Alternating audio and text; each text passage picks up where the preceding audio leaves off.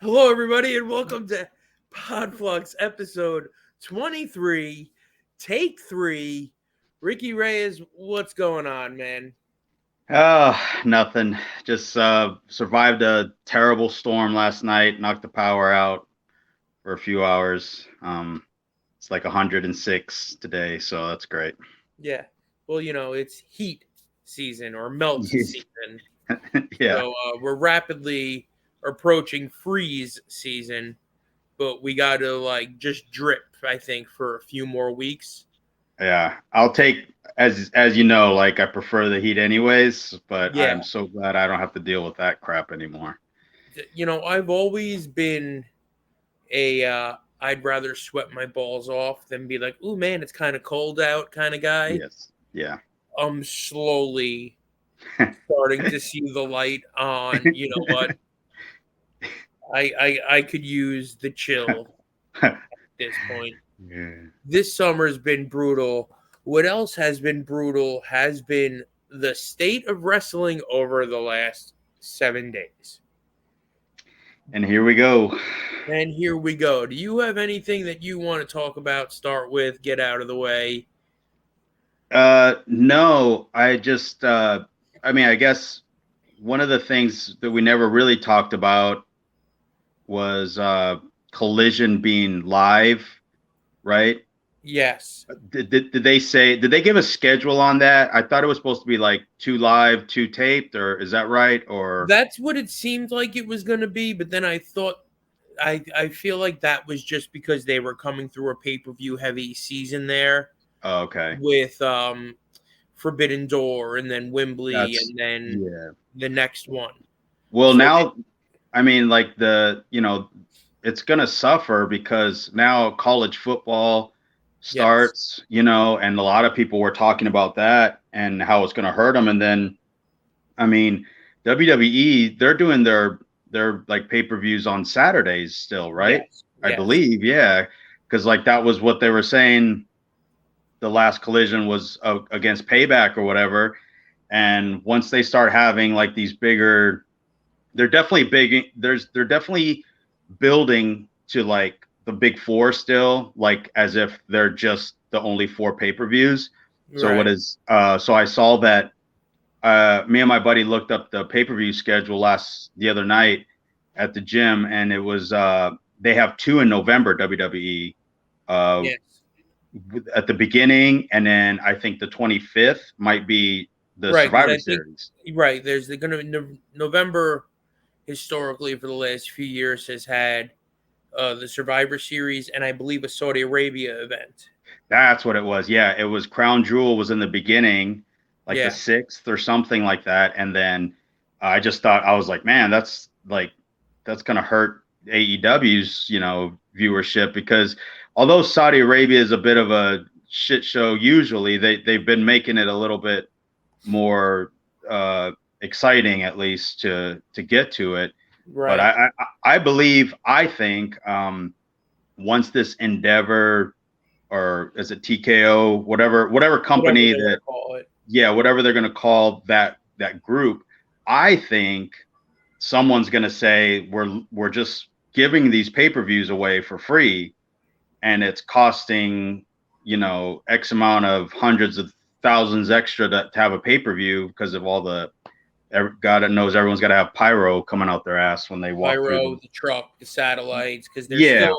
they are still doing a pay per view feed. I don't know how many pay per view uh carriers are still carrying them, but Yeah, you can still order right. WWE on pay per view unless they're running up against something like you couldn't order not Payback the one before that because of the Jake Paul fight. Right. So But that's that what took I'm precedent over him. that's what I'm saying is like this new company is I mean, they're just leaving money on the table in my opinion by Yeah, not making at least the big four a uh paid event. paid events because what are AEW's pay-per-views? $60, 49, 70? 49.99, $50. Okay, so 49 you figure, I mean, you know, you do 500, 600,000 buys at $50. Oh, And WWE, yes. for WWE, yeah. If Maybe, you do that quarterly, right, it's a nice little bump quarterly for, whatever people they need to answer to. It looks good. I mean, I'm glad that we all get to watch WrestleManias for free, but from a right. business perspective, I'm thinking like, it's only a matter of time, in my opinion. I think that once this new company comes around next year, or it's supposed to be this month, but once they take full control and they grip everything that they want to as far as grabbing money from this thing, they're going to I change some think shit. I completely agree with you, and I think it's just a matter of as long as it takes to kind of like, because let's be real here. This is going to be everybody's happy and hugging and loving right now. But if this isn't a deal to try and phase Vince McMahon out of the way, then somebody's doing bad business. Because the first thing, if I were on the Endeavor side of it, the first thing I would be doing is trying to play nice for right now. But as I gain my control, kind of just, hey, Vince, why don't you spend a little more time on the yacht? We'll send you your check. You know what I mean? Yeah, for sure. And this is going to create the perfect good cop, bad cop situation for Yes. everybody involved, right? I mean, nobody, nobody wants to deliver the bad news. So Triple H's out will be, well, this is what, Endeavor wants, or, that's going to be the line that's going to be hit.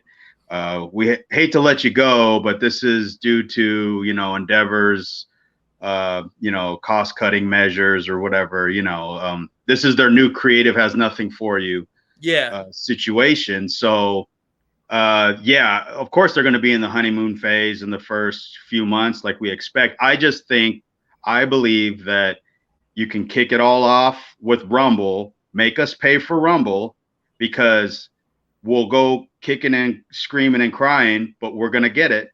We are going to buy it. Yeah. Because well, I am. Yeah. Let's be real here. The guy advocating for having to pay for pay-per-views hasn't paid for a pay-per-view in 10 years. But I mean, that's going to be what's the smart to do. Like, you don't want to start it in, at fucking Fastlane, you want to start it at the Rumble because you want to watch everything leading up to Mania. I think if they just did Rumble, Mania, SummerSlam, and Survivor Series, and then keep the rest premium, of them as premium live events. Premium live events, correct. It's Clash of Champions on steroids. Yep. And then we go ahead and give us those, because then I think everybody will be a little happier. Maybe Peacock will be like, oh, well, we get Payback and Fastlane? Hell yeah, we'll take it, Yeah. And then Vince is like, what the fuck is Payback and Fastlane, Yeah. Like, so Fastlane, is that gas station up the street? Exactly. Yeah. So I think it would probably be smarter to do it that way. Maybe that's a good feasible option for them. But I totally think by January, come this new company heading into WrestleMania, 2 nights, they're going to start looking at it like how UFC is doing their business, and look how it's grown there, so. Do you think they justify the expense of like, well, whatever we don't really make on pay-per-view, we're getting at the gate, like in a WrestleMania or a Royal Rumble situation? Because now you got to look, they've taken over like the last 20 years, they've taken WrestleMania out of the big buildings and put it in a stadium, right? Yeah. And now over like the last 4 or 5 years, they've also taken the Royal Rumble and Survivor Series out of the big building and put them in a stadium. Yeah.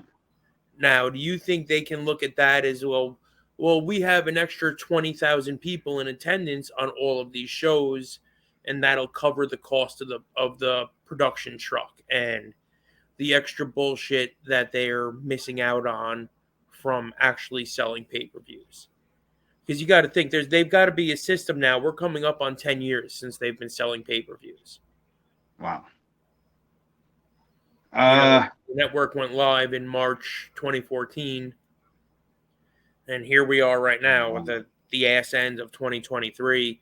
It's been 10 years since somebody slapped $69.99 down on a counter for a WrestleMania at a mass rate. You know what I mean?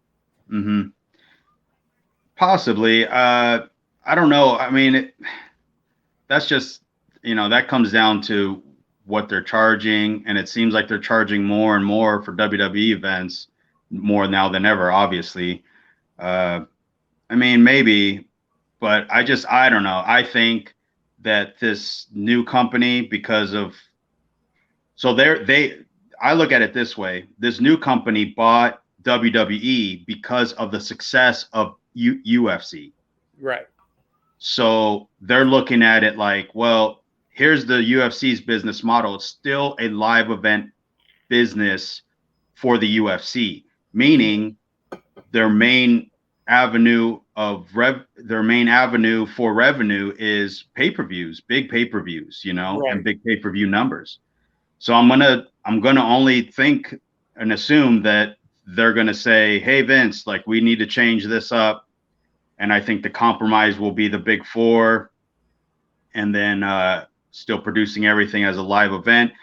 They're still getting blood money from Saudi Arabia, right? For each, it's like 50 million, I guess, a show. Something I think in the realm of that, maybe like 4. I don't know.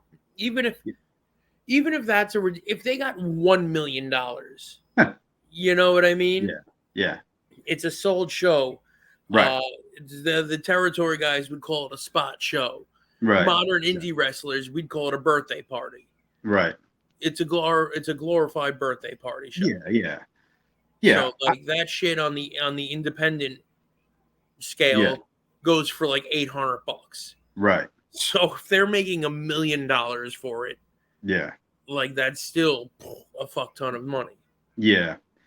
Yeah, no, I know it's a good amount because it's like the royal family that's purchasing them or whatever, but it's I don't know. I feel like these guys, once they get their hooks in, they're gonna start changing some shit, and I think it's gonna be around Royal Rumble time because that's gonna be their easiest way to start pushing their weight around and say, look, it needs to go this way, and then we got WrestleMania coming up. It better be good, There's already been kind of a slight change if you think about it. Think about how many times you've heard on WWE television over your entire fandom of pro wrestling them advertise a show and then not air it. This superstar spectacle that they did in India. Yeah, it didn't even air. No, it's not for air. Right. But they advertised it on TV, like they bragged about it. Like I thought there would be some footage of it because they had John Cena there, Yeah, well, you didn't see any footage? I saw like small things of him walking around in India, but not of the show itself. No, I didn't see anything. I saw Shanky doing an arm ringer or something with somebody. Who is Shanky? Okay. Do you know who Indashir is? No. They're the two Indian guys that are with Jinder Mahal. The paint on the face? Yes. Okay. He's one of those guys? No. Oh, okay. But I thought he was. He just happens to be another 6'5" Indian guy. Apparently, and I don't mean for this to, sound racial or anything like that, but apparently 6'5" Indian guys grow on trees in India. Oh. Because there's a ton of them. Right. Who knew? They're definitely always when they're that Indian or whatever, they seem to be bigger guys. They're not like cruiserweights coming over. Yeah, that shit don't happen in Mexico. Not at all. Nope, not in Japan. No. You see what you get from the Samoan Islands here, Right. right? You either get a Yeah. big tank ass, or you get Hmm. a trim little skinny dude who eventually turns into a big tank ass. Hmm. And but yeah, so they haven't used him on TV for a year. I was just gonna say did Gunther wrestle him? Oh god damn, it might have been Gunther in that clip that I saw. I think it was Gunther because I was reading through the results of it and it was so boring and like bland. It was like just basically the matches, no attendance, no, But this was good match, whatever. good for Um, Gunther though. yeah, You know what no, I I mean? mean, Because now yeah, it's like he knows that he's trusted to have Shanky duty. right. Yeah, no, I mean That's yeah, a vote of confidence right there. that's part of being the guy is like Yeah, doing the whole like who's got Kali duty this week, right. and Yeah. I mean, and I'm that's gonna go what it get comes this down match out to. of Razzle. Right, Because, exactly. yeah, See, I always tell people that's when you know you're good.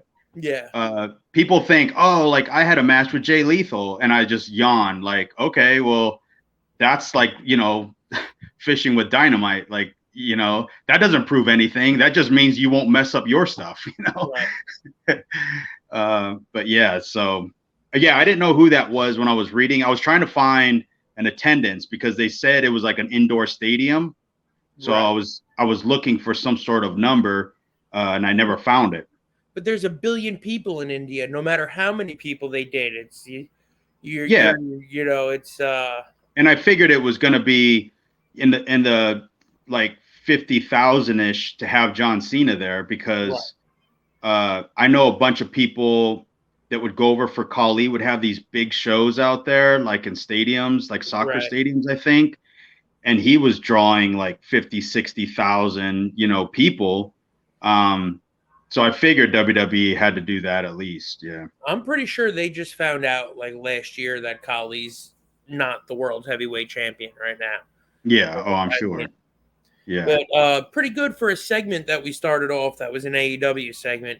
Here we are in WWE land for like the last 15 minutes, which is cool because I do have a couple of WWE topics that I wanted to work in with you, and then Mhm. maybe we can break down some AEW after that. How do you feel? Sure.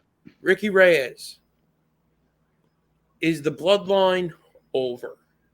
And not over, is Right. it over? I don't know. I feel like there at some point that yes, it needs to be. Um, just how do you get out of it? I mean, I guess they're slowly doing it. Is this leading to well? So I'm a little confused on Jay is in at Raw now Yes. after I guess you need to go to the Bahamas for a few weeks.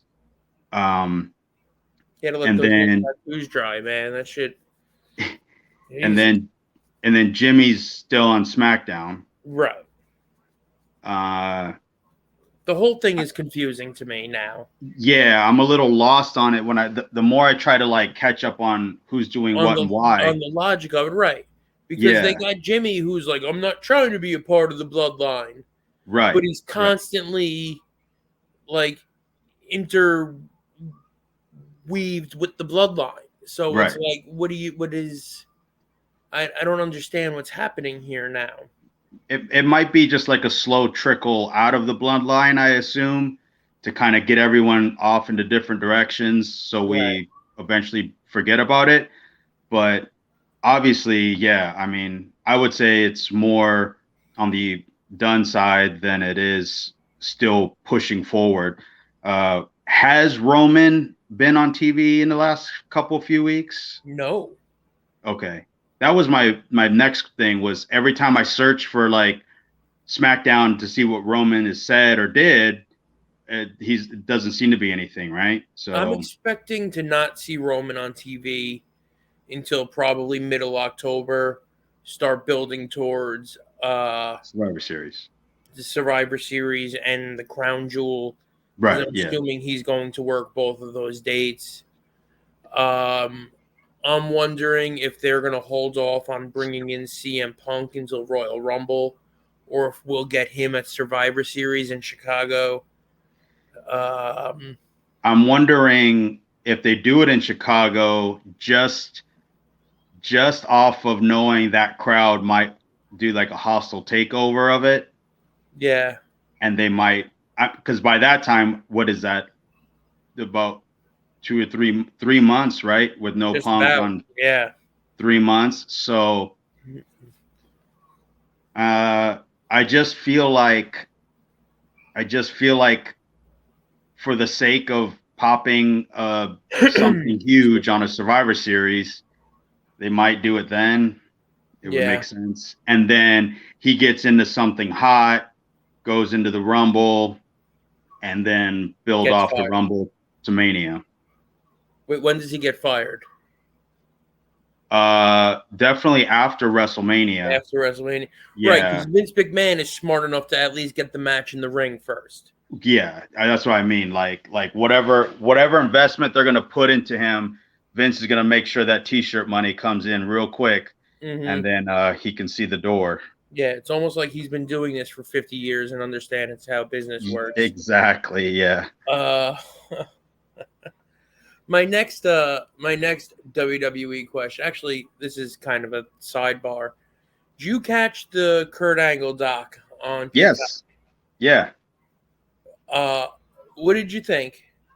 I liked it. I liked it because it went into detail on his amateur career. Yes. And it touched a little of TNA stuff, which was fine. That bothered me, but we'll circle back. Keep going. Yeah, no, I thought it was good overall. I was happy that he wasn't so I'm WWE Kurt Angle, like kissing everyone's ass and Right. you know. So I liked that part of it for because like one of the guys that he talked about wrestling and amateur wrestling was Sylvester Terkay. Yes. Bear. Yeah. And so I worked with him in UPW when John Cena was there, and my buddy Aaron Aguilera, they all went to WWE. But right. Yeah, so I worked with him and was there, and I remember his name. I was like, holy shit, this this was the guy that wrestled Kurt Angle. Like, I just thought it was so cool. But yeah, I thought it was really well done. It seemed a little more real and not so WWE-ish. Yes. To me, at least, because I felt like even the Flair one was a little drenched in WWE for me too much. I didn't really care for that one. I don't like Ric Flair anymore either, but so he's gotten really hard to listen to as a talking head. Yes. Because all he wants to do is talk about himself. Yes. And now it's kind of just like, shut up, dude. Like, we get it. Yeah, yeah. But the Kurt Angle one was really, really good. I thought maybe whoever was in charge of that one was not in charge of the previous ones. Right.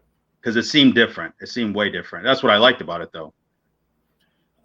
When they were like, first of all, the talking heads they had on there, The Rock, Stone Cold, like, I was happy of Kurt Angle's generation to see those guys on there. Yes, absolutely. And then they had like Ric Flair and Hulk Hogan. I don't know why. And then when they talked about TNA, they're showing video footage of Samoa Joe. Yeah. While they're going second rate, basically calling it basement wrestling, basement bargain budget wrestling. Yeah. And they're showing Joe on there. And Joe was just here. And two of your talking heads and Hogan and Flair were there. Like the company almost had a shot at one point to make it. Hulk Hogan was like, that doesn't work for me, brother. Exactly. And, so it's like that annoyed me. I would have liked to have seen, I understand, like, they weren't going to sit there and put TNA over, but you've got AJ Styles on your fucking roster. Yes. You know what I mean? Yeah. And they skipped over the part, like, nobody ever mentions the part, like, the biggest pay-per-view business that TNA ever did was Joe and Kurt Angle. Joe and Angle, yeah. You know what I mean? Or, like, the like everybody was having fantastic indie matches there, and then Kurt Angle showed up, and you started getting great matches out of Joe and out of AJ. Like I was at that point, I was watching TNA heavy at that point for some reason. I don't know why. I just did it. So like I just kind of felt like obviously they were gonna gloss over it. I didn't think they were gonna spend so much time on the amateur background and then gloss so quickly over TNA. Yeah. You know, and then they also like try to almost make it sound like, well, he went to TNA and then he started drinking with his pills, and then he found Xanax, and things just got so much worse when he went to that shitty place that tried to kill him. Yeah. Like, you know, it was like they almost tried to make TNA the bad guy. But otherwise, I thought the documentary was fantastic. Yeah, I really, really enjoyed it. Yeah. You know, they're not going to hype up. I mean, that's just how they are. They're not going to sell anything TNA wise, you know. What I thought was crazy was I never really knew the story of how he broke his neck. Oh, yeah. In amateur wrestling. Yeah. And I found it goddamn fascinating that he was like, well, I didn't want the guy to get my back, so I just stuck my head out. Yeah. So, like, he spiked himself on the top of his own head to save a point. Right. A point. Right. Right. It's like that was mind blowing. That wrestler's mindset is like something.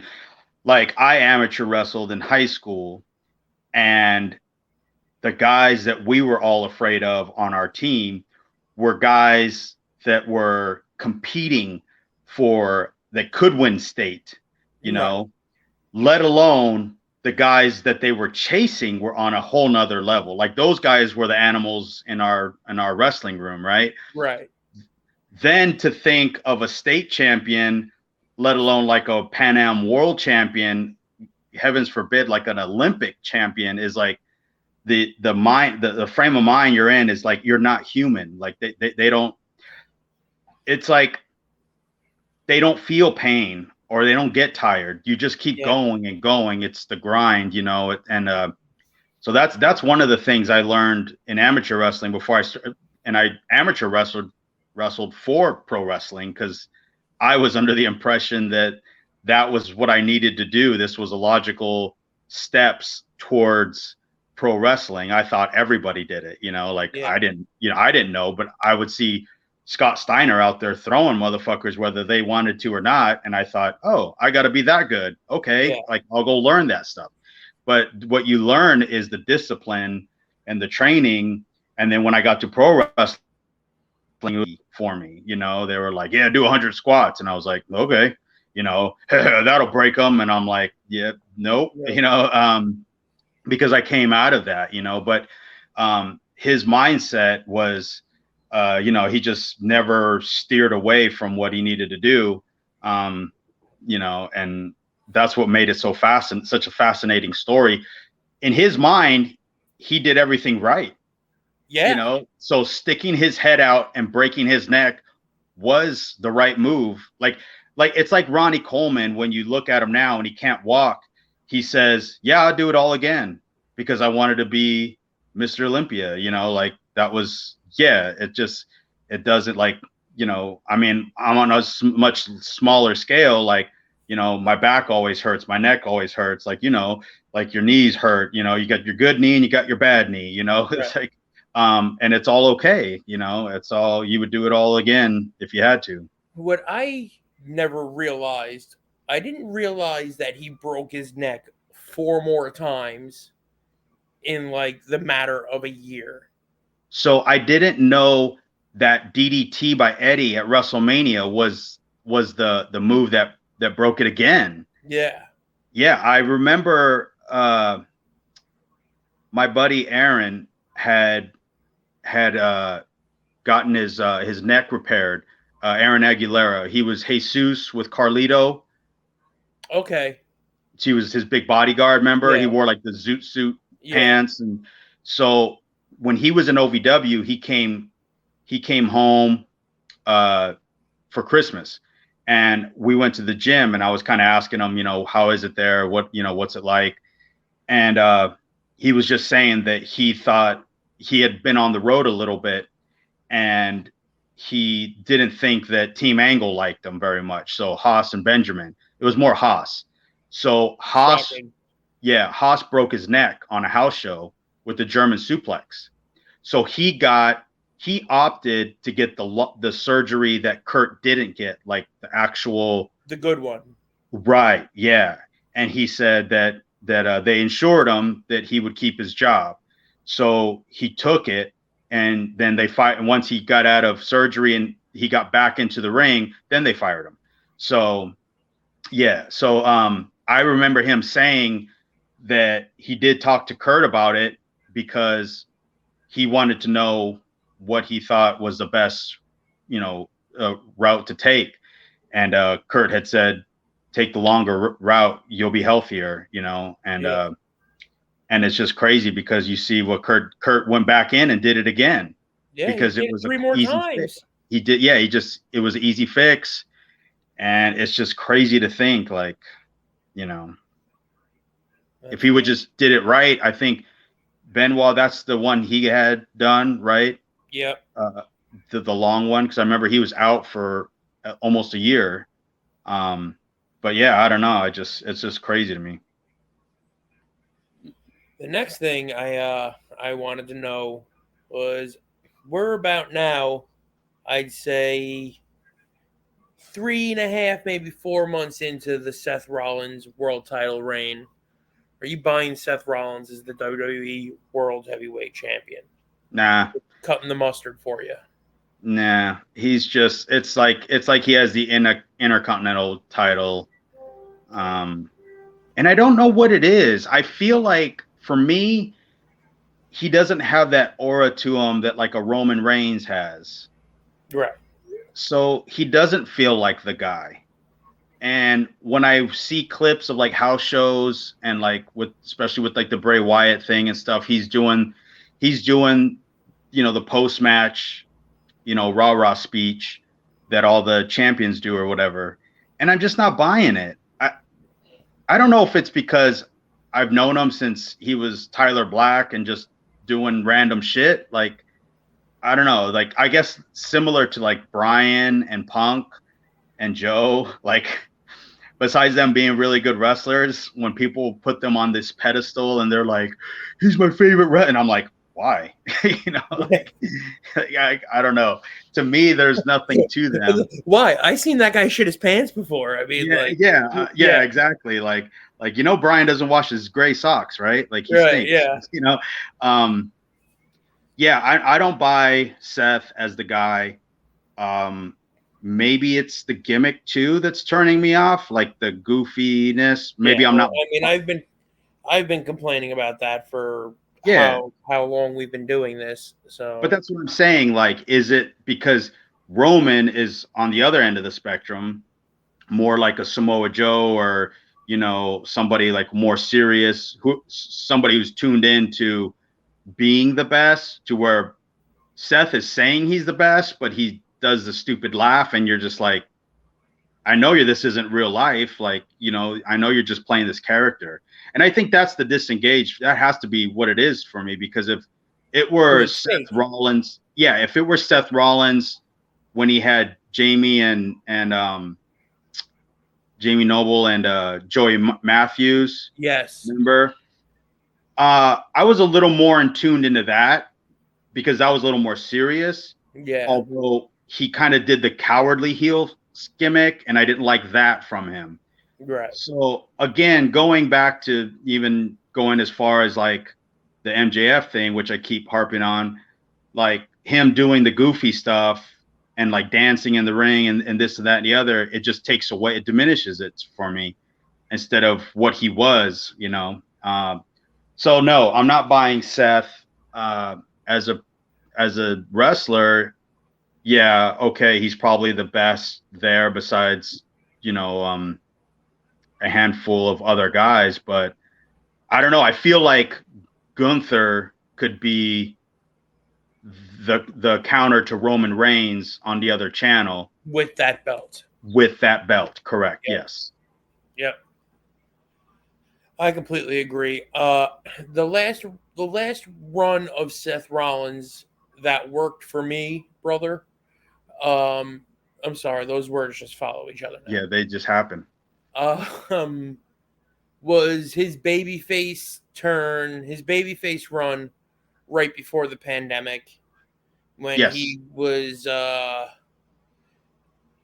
think he did something with Brock during that time, Yeah. right? It's Yes. when they Yes. Yes. first started doing the Seth freaking Rollins, and then he had a mixed tag. It was him and Becky against, like, I don't know if it was Miz and Maurice or something. I don't remember who the hell it was, but they like intermingled them while she was still a heel and that. But he seemed like a real person.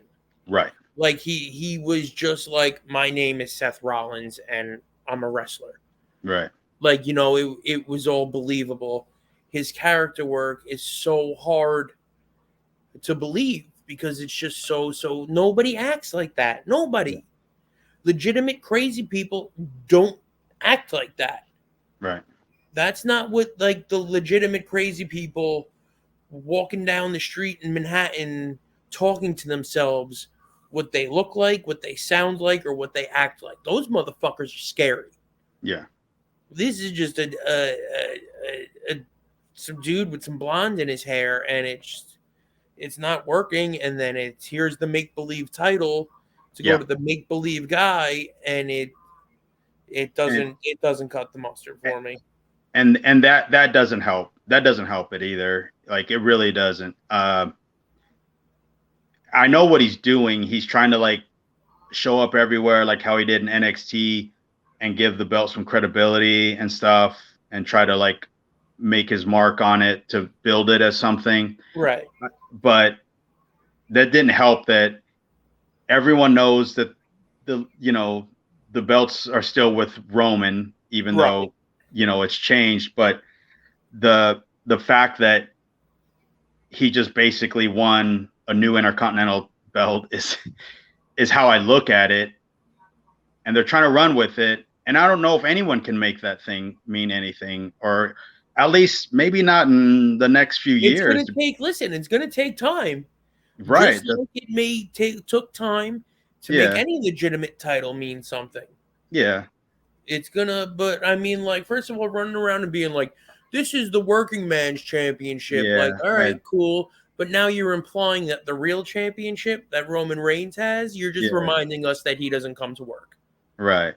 It just, I don't know. It's difficult too, because they say they wanted a brand split, and then they start bleeding everybody back and forth immediately. Like crazy right now over the last couple of weeks. It's nuts. And it's just too much for sometimes for no apparent reason, right? It's just like, oh yeah, Cody just showed up. Cool, come on in. Like, yeah.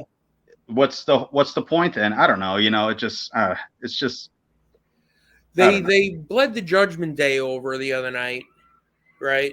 I think on SmackDown.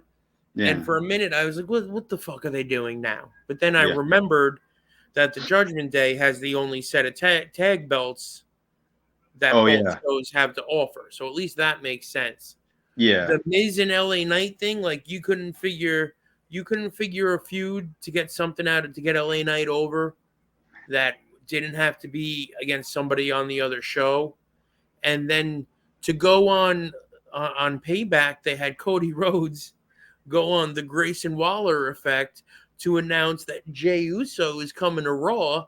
So you have the Raw guy go on the SmackDown guys talk show on a pay-per-view to announce that another guy who used to be on SmackDown is now coming to Raw.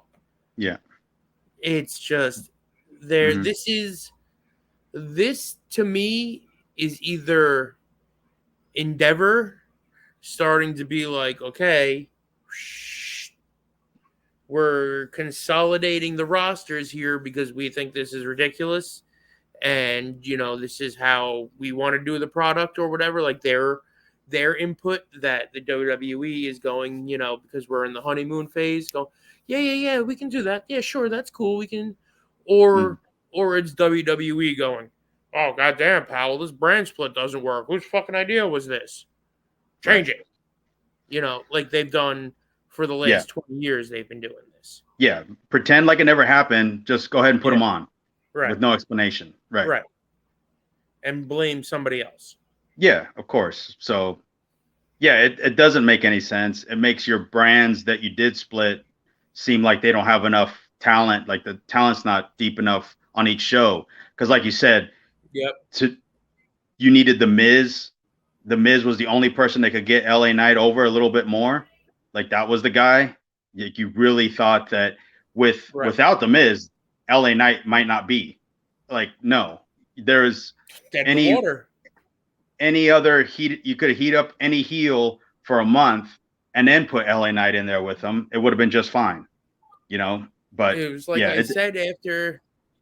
What was the pay-per-view or the show where he did something and I was like, well, he's fucked now because they're gonna try and help him. Right? Remember that? Yes. Was it the SummerSlam? The Battle Royal when he won the Battle Royal? Yeah. Yes. And he got that huge reaction. Yeah. Right. So yeah, I don't know. They're trying to help him and it's gonna hurt because they're gonna make him do illogical shit. But anyway, speaking of illogical shit, okay, AEW is now running another eliminator tournament to determine the next contender for MJF's world title at the Arthur Ashe show in Queens, which I think is in like 2 weeks. So again, another tournament. What happened to their rankings? Remember when they first started, everyone was ranked? I think what happened there was that they realized that probably by 6 to 8 weeks in, they 50-50 booked everyone. And when everyone's the number one contender, or what do you do? Yeah. Everyone's either number one or the last contender because of how they booked. Right. And then it made you guys look stupid when you're 36 weeks into the year and your wrestlers are like 16-3 because you only work once a week and you don't book the same people on television for months at a time. You know, it's just like there was the Mercedes Martinez match we talked about when it was June 2nd or whatever, and it was her first appearance in 2023. So her record was 0-0 in 2023. It was like, what are we doing here? The thing about it is they also have not Jim Ross so much, but the commentators, the way they're using insider terminology for things like a top guy, you know, like say a top contender as opposed to like a top guy. You know, a top guy is more of an insider, you know, oh, who's the top guy over there, you know, like type thing. But like I always think back of like when Jim Ross would do like WCW or NWA Saturday night main event or whatever, you know, he would refer to, you know, people as, oh, he's a top contender for the US title, a top contender for the World Heavyweight Championship, you know, and we all know that Lex Luger is the US champion, which makes him the top contender for the World Heavyweight. When he would put that out there, I looked at him like they were ranked high. Ranked where? I don't know, but higher.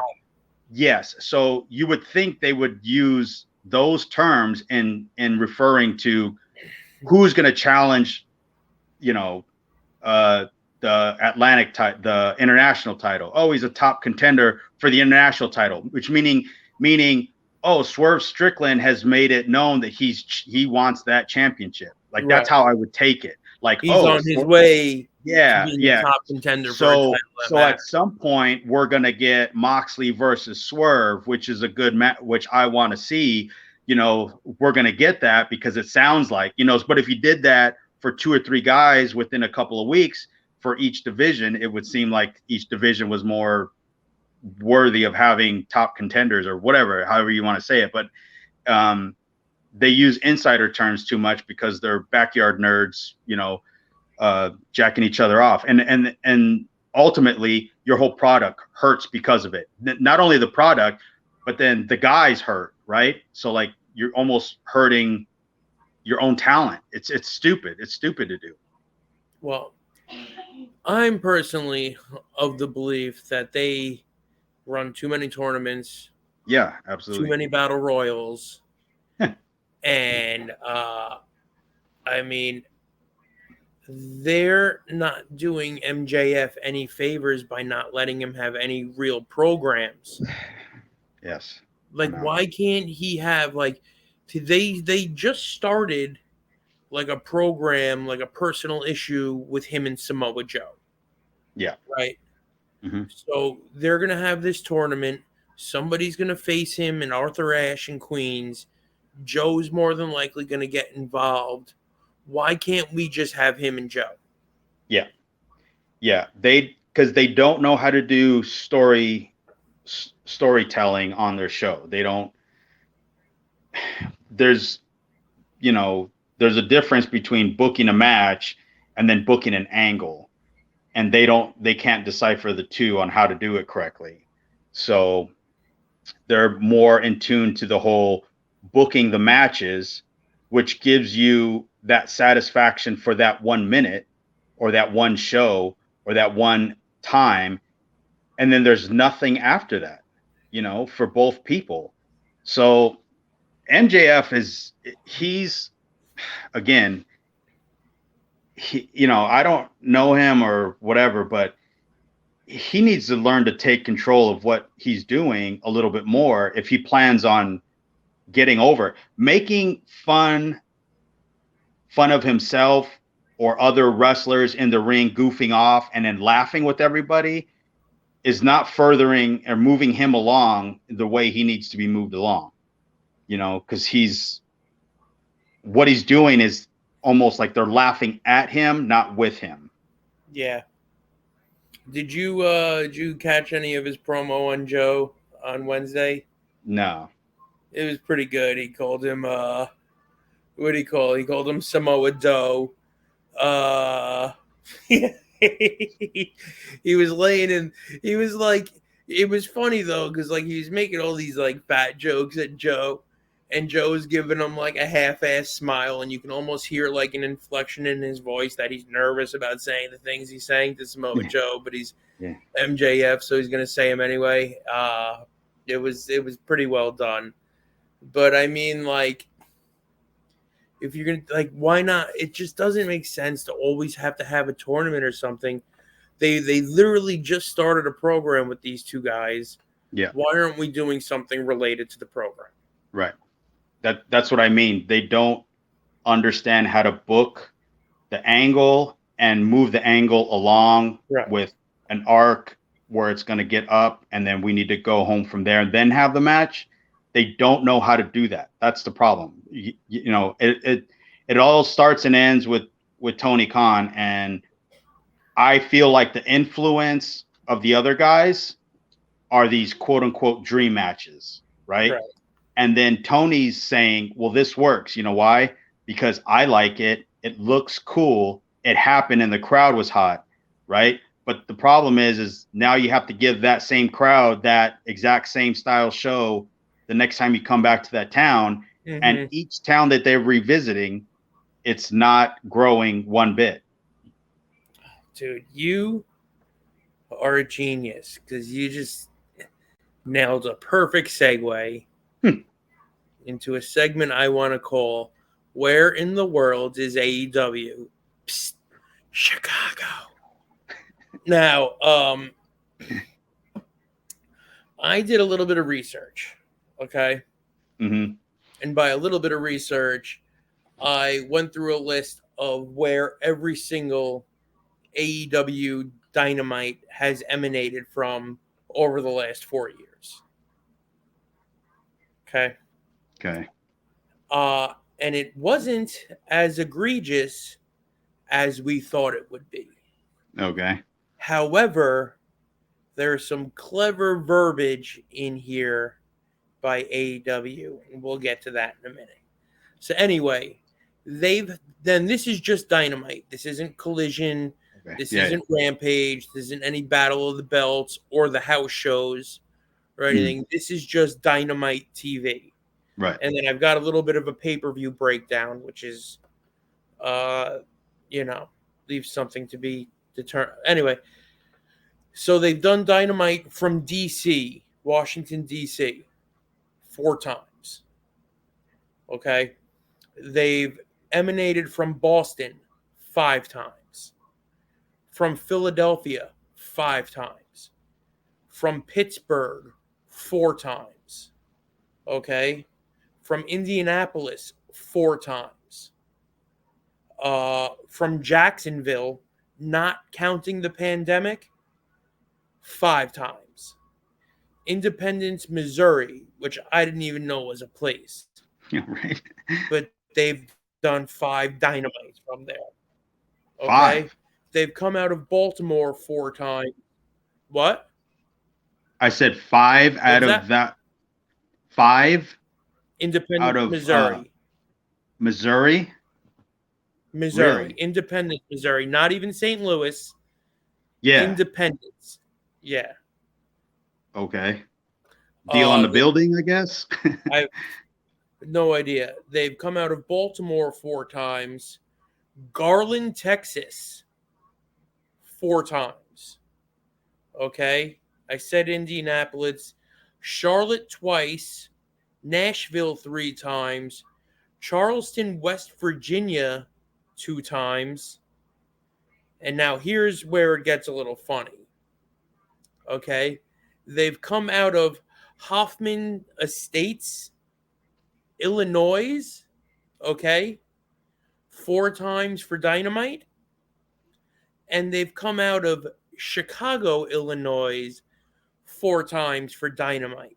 However, if you do a little Google on how far Hoffman Estates is from the United Center, it's a 35-minute car ride.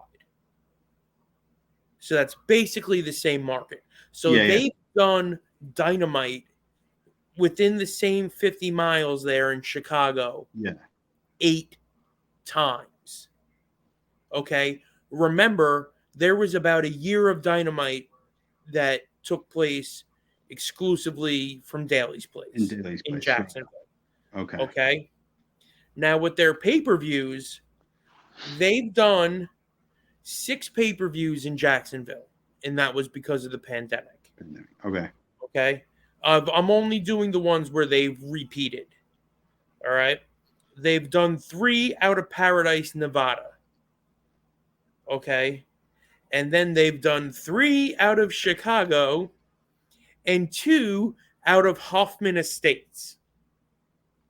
So basically, they've done 5 pay-per-views in Chicago, 3 in Nevada, and 6 in Jacksonville. And those are their big repeaters. Listen, I've got a whole list here of other towns that they've gone through 1 or 2 times. You know, I only really listed the heavy repeaters. I haven't listed, they've been to like 5 or 6 different places in Texas. But as you know, Texas is tremendous. So you can't count Houston and San Antonio and then, Amarillo, whatever. Yeah. Same thing with Florida and California. I didn't count all the times that they've come out of. Yeah. They've been to Newark. Listen, everybody, you run a traveling business like this, you're going to hit each spot once a year. Right. You know what I mean? Yeah, that's the idea. So that's the idea. It makes sense, but they've got places here that they're just they've killed Chicago. Well, that's what I was going to say was, how often are they doing that? Like, are the dates like every 6 months apart? Because I know that's not the case, because they did what this week or last week, whatever it was, They did everything there, right? In the same Right. building? And that's why this list was just Dynamites. Yeah, no, I know, but that's what Yeah. I'm saying. Like, you would think that they would separate all those Hoffman and Chicago places. What it seems like to me is every time they pass from East Coast to West Coast, they do a show in Chicago, which I guess Right. is absurd, right? It's just like, if you drove past, if you're in San Antonio, right? Or whatever, and you had to drive past a taco shop that's in the middle of a 2-hour road trip that you make 3 times a week. Yeah. That doesn't mean you have to stop for a taco every time. Right. Right. No, it You makes know, sense. you know Yeah. what I No. mean? Yeah. No. I know exactly what you're saying, but my whole thing with that is like, why? Why? What's the Right. point? Like, what? Why would you do that, knowing that? Okay, so it was good to you, so now they're just going to keep going there until it's no longer good to them, you Right. know, and then they don't have another hotspot. So I know that they're doing, was it Full Gear at the Forum in LA? Which will be their third time there. Yeah, I was gonna say that's they've come to the Forum, yeah, a couple times. I Twice. remember. They've been to, Okay, well, as far as Dynamite's concerned, they've right. been to Inglewood, because they don't list it as the Forum. It's listed as Inglewood, California. Okay, But you and yeah, I both know that the building in Inglewood is is the Forum. the Great Western Forum. Right, exactly. Um, yeah, it just I don't know. Like I've never really understood why the mindset would be to keep going back to Chicago so much. Um, if it was to knock on Phil's front door, they did that already, and he answered and stayed, and then you fired him. So Right. you know, if that was the reason, was to get him back and Oh, pop they've the also town. been to Cedar Park, Texas 4 times. Which, Okay, 4 times. yeah. And Yeah. Champaign, Illinois, but I don't know where the hell that is. Do you know where Champaign is? No, I've heard it before, but I think the Texas ones, I think the first one you had mentioned is near Austin, maybe Garland? Garland, Well, as far as Texas is concerned, right? They've been to Garland, Corpus, Laredo. Corpus Christi, Cedar Park, Houston. Where's the next one? El Paso, Laredo, Austin, and Rosenberg, Texas. Which I didn't even know people named Rosenberg existed in Texas. Yeah. I can say I got Jewish kids. I can say things like that. I didn't know you had Jews in Texas. Yeah. I don't know. Yeah, I don't know. I don't know who's in charge of that type of shit there, but it's probably somebody that's never done pro wrestling before or any kind of traveling entertainment, live entertainment stuff. I don't know. It's weird. Did you see the part of the whole CM Punk meltdown thing where the guy, I don't know if he's in charge of the travel or if he's in charge of the travel plans once the schedules have been made?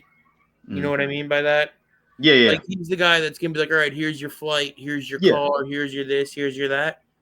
Apparently, he's a tremendo young buck, Mark, Of course he and is. his Twitter picture is like him hitting the Young Bucks double biceps with the Young No. Bucks and shit. And then the internet basically accused this guy of setting CM Punk up with a phone number in England that bounced back when he couldn't get a car service. So it's just this whole thing has gotten so absurd that I don't know. But man, if they're not killing Chicago, right, Yeah. they're half-ass on their way to killing Philadelphia, Pittsburgh and Boston. Jacksonville, if they were smart, they wouldn't go back to Jacksonville for 2 years. Yeah, well, this shows that, they're not as globally or nationally, for that matter, as over as they think they are, because that means that those other markets aren't pulling in the attendance that they wanted to.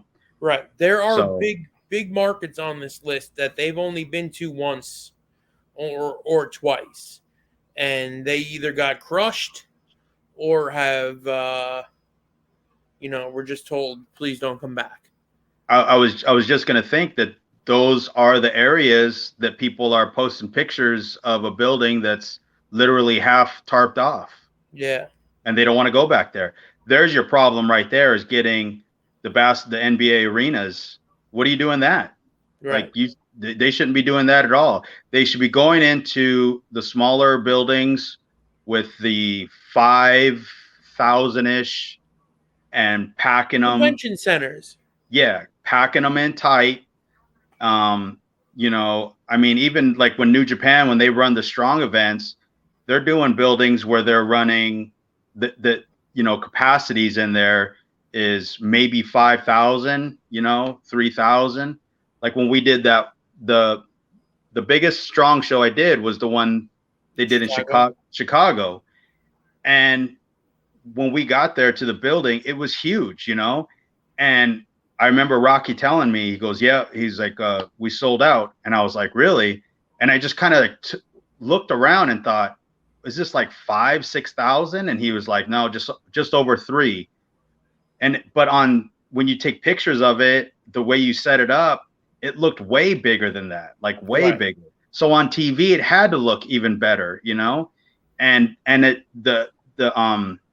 the sound stays right in there, so the pops and the reactions, like, you hear clearly, and I don't know. It just, I'm sure it's an ego thing. It has to be why they're booking these big giant buildings to fill them up only on a third of the way around. It's stupid. It's terrible. And then they have that stupid big ugly screen. Yeah. That kind of just, it's too busy. It's just too much. It's got to be discouraging to guys like Danielson and Cesaro. Yeah. Oh, right. Yeah. I used to walk out in front of full buildings, and Christian. Now I walk out in front of this. But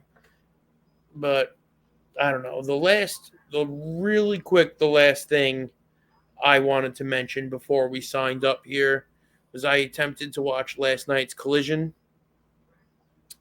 and the Open ended, and Moxley enters. The first thing you hear is Wild Thing, and then Moxley enters, and I'm like, oh, they're rubbing it in.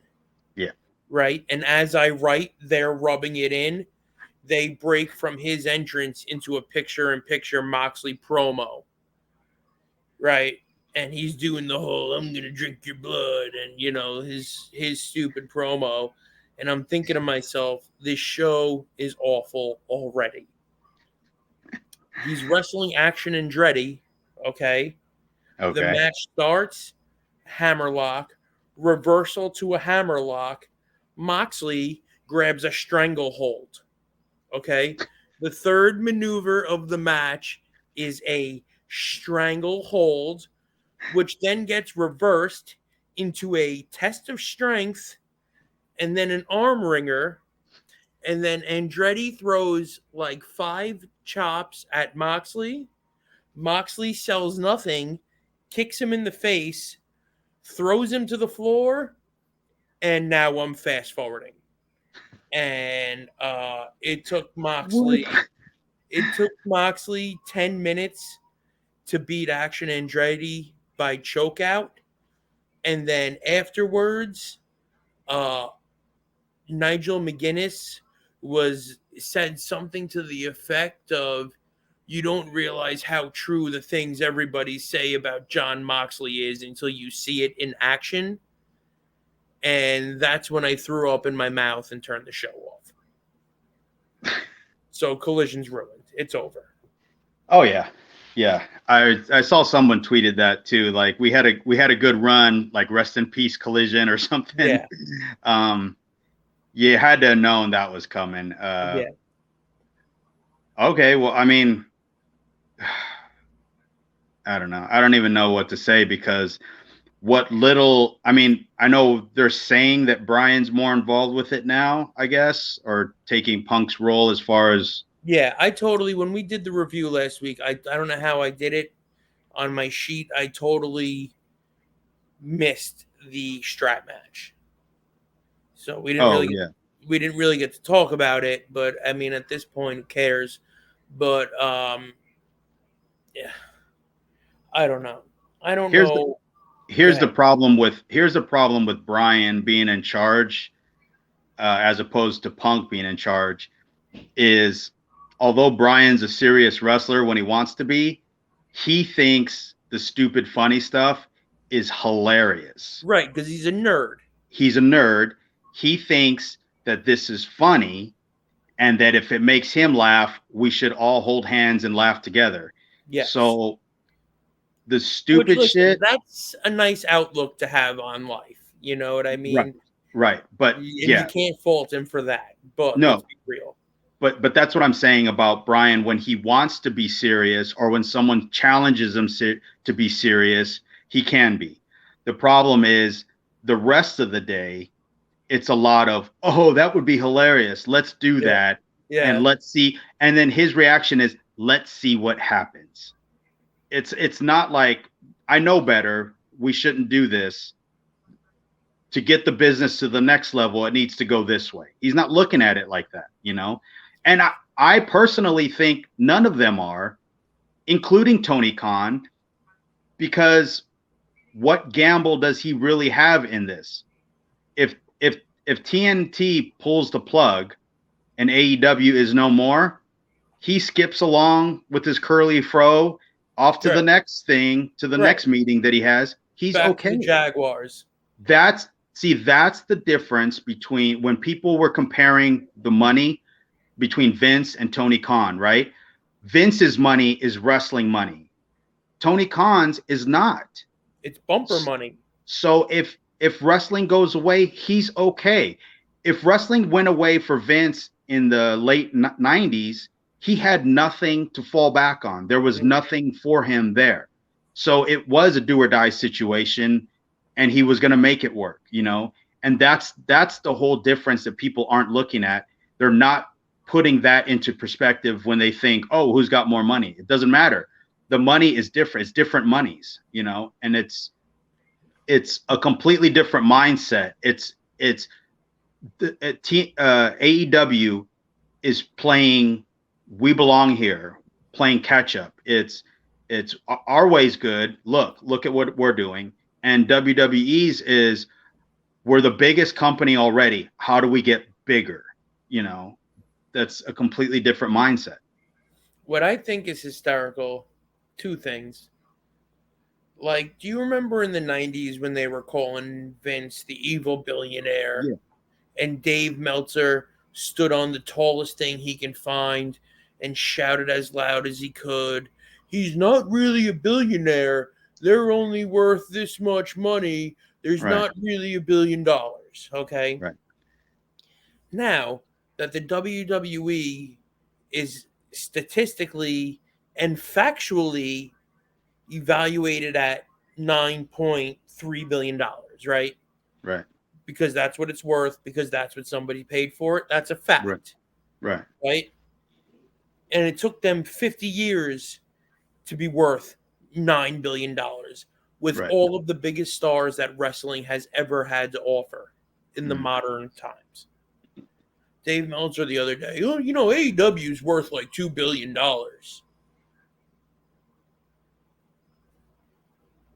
From what? From the one house they drew in London, Yeah. Yeah. right? Yeah.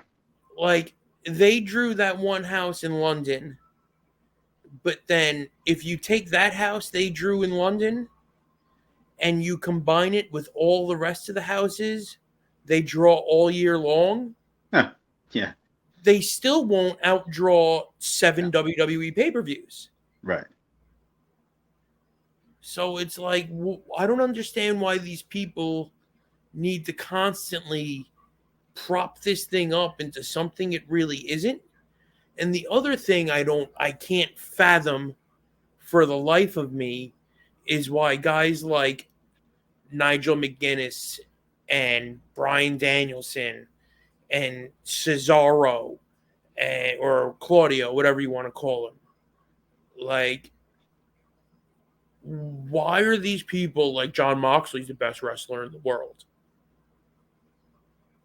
Why? Because they think that's that is probably what the boss wants them to say. I mean, I don't know. Moxley is positioned as that guy. So, I mean, those guys are probably just doing their jobs.